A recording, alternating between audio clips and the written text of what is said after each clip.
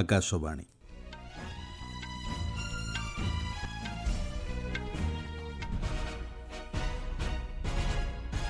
ସମ୍ବାଦ ପଢ଼ୁଛନ୍ତି ସତ୍ୟବ୍ରତ ବେହୁରା।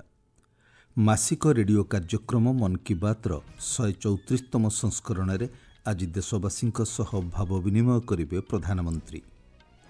ଦ୍ୱିପାକ୍ଷିକ ସହଯୋଗକୁ ମଜବୁତ କରିବା ଲାଗି ମିଆଁମାର ରାଷ୍ଟ୍ରପତିଙ୍କ ସକାରାତ୍ମକ ଭାବନାକୁ ପ୍ରଶଂସା କଲେ ବୈଦେଶିକ ବ୍ୟାପାର ମନ୍ତ୍ରୀ ଏସ୍ ଜୟଶଙ୍କର। ଅପରେସନ୍ ସିନ୍ଦୁର ସମୟରେ ପାକିସ୍ତାନ ଉପରେ ଚାପ ପ୍ରୟୋଗ କ୍ଷେତ୍ରରେ ଗୁରୁତ୍ୱପୂର୍ଣ୍ଣ ଭୂମିକା ଗ୍ରହଣ କରିଥିଲା ଭାରତୀୟ ନୌସେନା, କହିଲେ ପ୍ରତିରକ୍ଷା ମନ୍ତ୍ରୀ। କପା ଉପରେ ଆସନ୍ତାକାଲିଠାରୁ ଅସ୍ଥାୟୀ ଭାବେ ଛାଡ଼ ହେବ ଆମଦାନୀ ସୀମା ଶୁଳ୍କ। ଏବଂ IPL କ୍ରିକେଟ୍ ଫାଇନାଲରେ ଆଜି ଅନୁଷ୍ଠିତ ହେବ ଗୁଜରାଟ ଟାଇଟନ୍ସ ଓ ରୟାଲ ଚ୍ୟାଲେଞ୍ଜର୍ସ ବେଙ୍ଗାଲୁରୁ ମଧ୍ୟରେ ମ୍ୟାଚ୍। ପ୍ରଧାନମନ୍ତ୍ରୀ ନରେନ୍ଦ୍ର ମୋଦି ମାସିକ ରେଡ଼ିଓ କାର୍ଯ୍ୟକ୍ରମ ମନ୍ କି ବାତ୍ରେ ଆଜି ଦେଶବାସୀଙ୍କ ସହ ଭାବ ବିନିମୟ କରିବେ। ଏହା ହେବ ମନ୍ କି ବାତ୍ର 134ତମ ସଂସ୍କରଣ।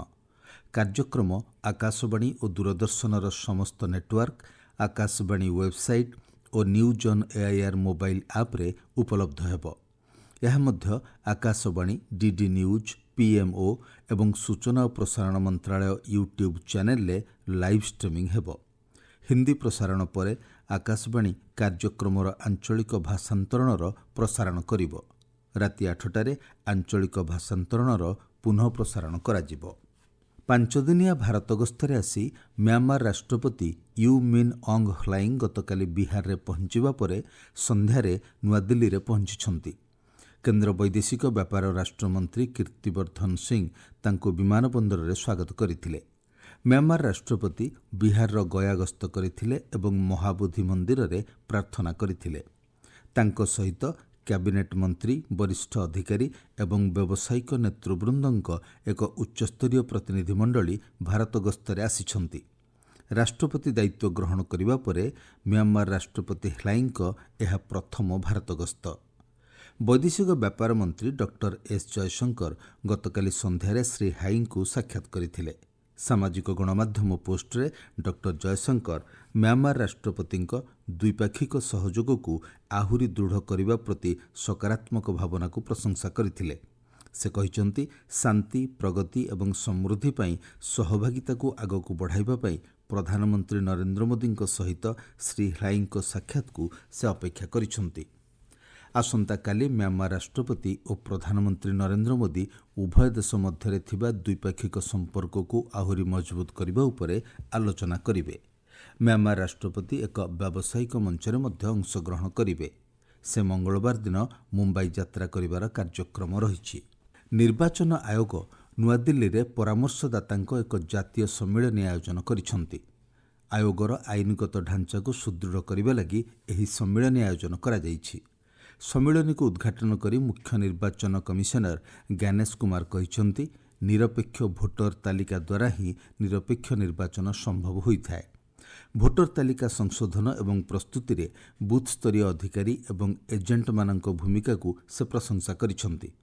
ଶ୍ରୀ କୁମାର ଆସାମ, କେରଳ, ପୁଡୁଚେରୀ, ତାମିଲନାଡୁ ଏବଂ ପଶ୍ଚିମବଙ୍ଗରେ ସମ୍ପ୍ରତି ଅନୁଷ୍ଠିତ ବିଧାନସଭା ନିର୍ବାଚନ ସମୟରେ ହୋଇଥିବା ଉଚ୍ଚସ୍ତରୀୟ ପ୍ରତିଯୋଗିତା ଉପରେ ଆଲୋଚନା କରିଥିଲେ। ଦେଶର ବିଭିନ୍ନ ନ୍ୟାୟାଳୟରେ କମିଶନଙ୍କ ପ୍ରତିନିଧିତ୍ୱ କରିବାରେ ପରାମର୍ଶଦାତାଙ୍କ ଭୂମିକାକୁ ସେ ପ୍ରଶଂସା କରିଥିଲେ।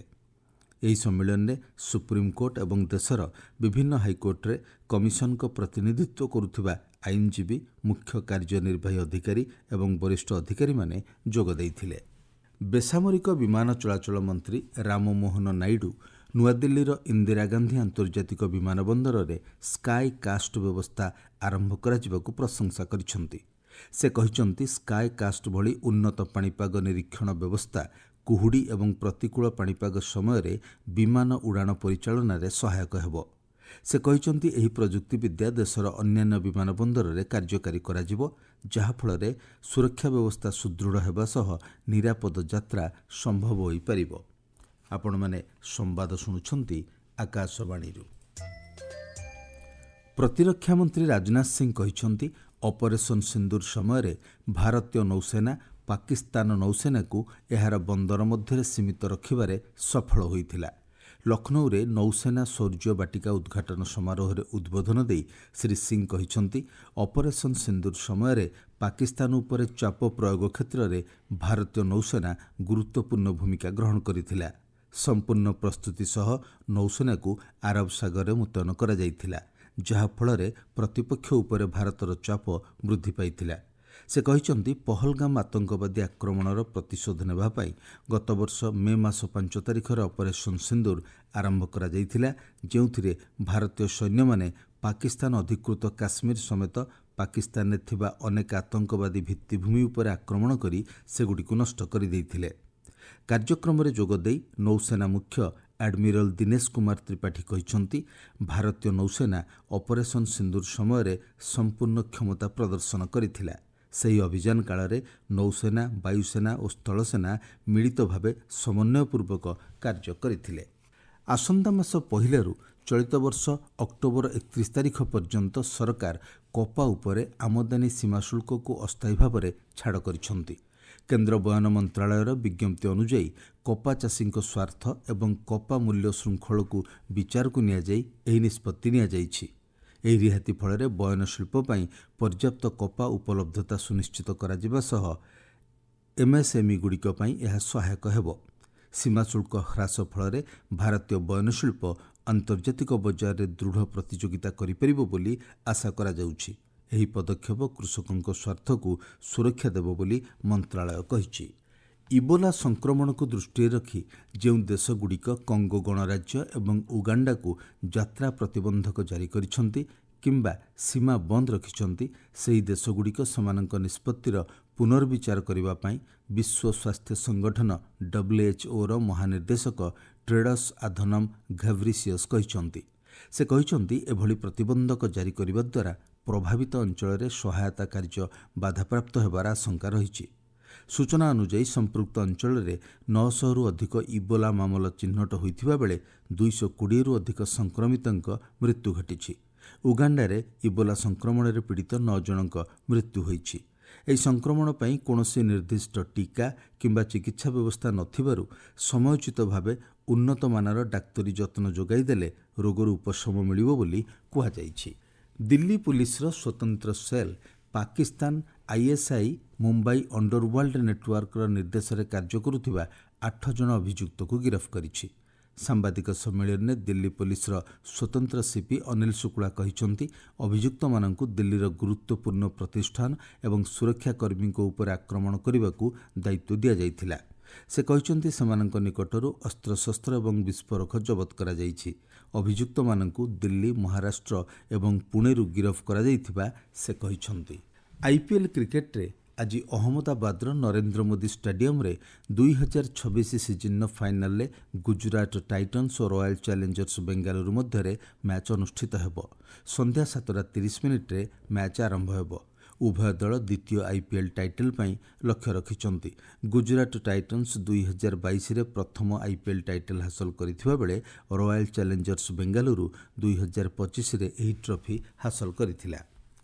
ମହିଳା କ୍ରିକେଟରେ ଗତକାଲି ରାତିରେ ବ୍ରିଷ୍ଟଲରେ ଅନୁଷ୍ଠିତ ଦ୍ୱିତୀୟ T20 ଆନ୍ତର୍ଜାତିକ ମ୍ୟାଚ୍ରେ ଆୟୋଜକ ଇଂଲଣ୍ଡ 26 ରନ୍ରେ ଭାରତକୁ ପରାସ୍ତ କରିଛି। 3 ମ୍ୟାଚ୍ ବିଶିଷ୍ଟ ଏହି ସିରିଜ୍ 1-1ରେ ସମାନ ରହିଛି।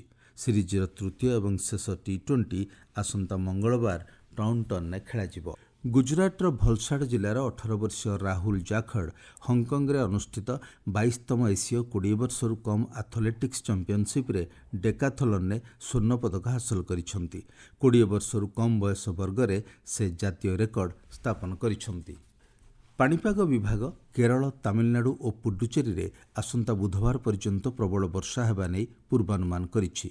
ଓଡ଼ିଶା, କର୍ଣ୍ଣାଟକ, ମଧ୍ୟପ୍ରଦେଶ ଏବଂ ଦେଶର ଉତ୍ତର ପୂର୍ବାଞ୍ଚଳ ରାଜ୍ୟଗୁଡ଼ିକରେ ଆସନ୍ତାକାଲି ପର୍ଯ୍ୟନ୍ତ ପ୍ରବଳ ବର୍ଷା ହେବ ବୋଲି ସୂଚନା ମିଳିଛି। ମୁଖ୍ୟ ସମ୍ବାଦ ପୁଣିଥରେ। ମାସିକ ରେଡିଓ କାର୍ଯ୍ୟକ୍ରମ ମନ୍ କି ବାତ୍ର 134ତମ ସଂସ୍କରଣରେ ଆଜି ଦେଶବାସୀଙ୍କ ସହ ଭାବ ବିନିମୟ କରିବେ ପ୍ରଧାନମନ୍ତ୍ରୀ। ଦ୍ୱିପାକ୍ଷିକ ସହଯୋଗକୁ ମଜବୁତ କରିବା ଲାଗି ମ୍ୟାମାର ରାଷ୍ଟ୍ରପତିଙ୍କ ସକାରାତ୍ମକ ଭାବନାକୁ ପ୍ରଶଂସା କଲେ ବୈଦେଶିକ ବ୍ୟାପାର ମନ୍ତ୍ରୀ S ଜୟଶଙ୍କର। ଅପରେସନ୍ ସିନ୍ଦୁର ସମୟରେ ପାକିସ୍ତାନ ଉପରେ ଚାପ ପ୍ରୟୋଗ କ୍ଷେତ୍ରରେ ଗୁରୁତ୍ୱପୂର୍ଣ୍ଣ ଭୂମିକା ଗ୍ରହଣ କରିଥିଲା ଭାରତୀୟ ନୌସେନା, କହିଲେ ପ୍ରତିରକ୍ଷା ମନ୍ତ୍ରୀ। କପା ଉପରେ ଆସନ୍ତାକାଲିଠାରୁ ଅସ୍ଥାୟୀ ଭାବେ ଛାଡ଼ ହେବ ଆମଦାନୀ ସୀମା ଶୁଳ୍କ। ଏବଂ IPL କ୍ରିକେଟ୍ ଫାଇନାଲରେ ଆଜି ଅନୁଷ୍ଠିତ ହେବ ଗୁଜରାଟ ଟାଇଟନ୍ସ ଓ ରୟାଲ ଚ୍ୟାଲେଞ୍ଜର୍ସ ବେଙ୍ଗାଲୁରୁ ମଧ୍ୟରେ ମ୍ୟାଚ୍।